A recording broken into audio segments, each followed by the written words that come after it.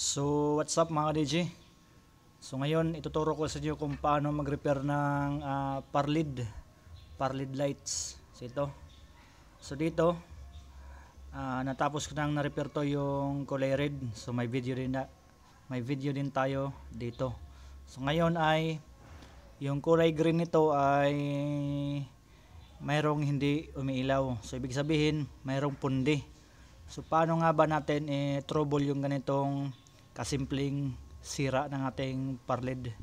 So importante meron tayong pampalit na lead bulb para sa ating par lid para madali nating maayos yung ating problema. So ngayon ipapakita ko muna sa inyo kung alin nga ba yung may sirang lead dito. So i-on natin to at gamitan natin ng DMX. So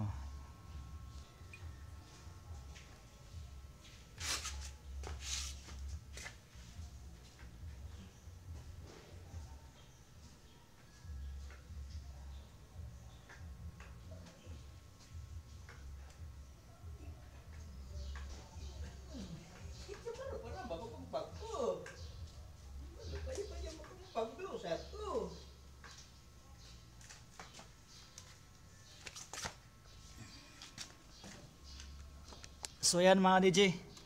So bali walang ilaw dito yung tatlong kulay green. So ito. Yan. Ayaw mag-focus kasi wala tayong flash dun sa ating cellphone. Yan. Ito. Green. Walang ilaw. Yan. Wala siyang ilaw. Tapos dito sa taas green din yan. Yan. Walang ilaw. Tapos dito sa baba wala ring ilaw. So bali tatlo. So isa yung may sira dyan. Yan.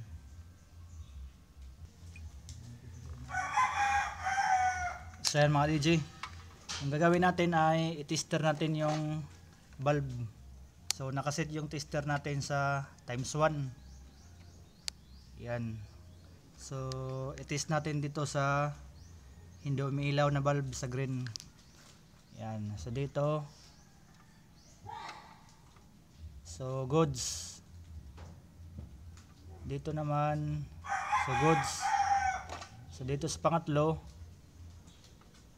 Yan. Hindi siya umiilaw.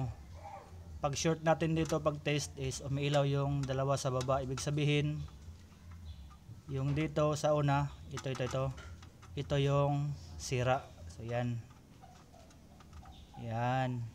So tanggalin natin to at palitan natin ng kulay green. Yan. So meron tayong kulay green dito na bulb. So i-tester natin.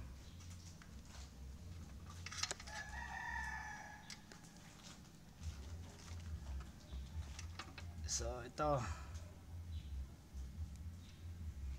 Yan. Yan, malakas. So ipalit natin dito sa may sira dito. So patayin ko muna to para hindi tayo mag-ground.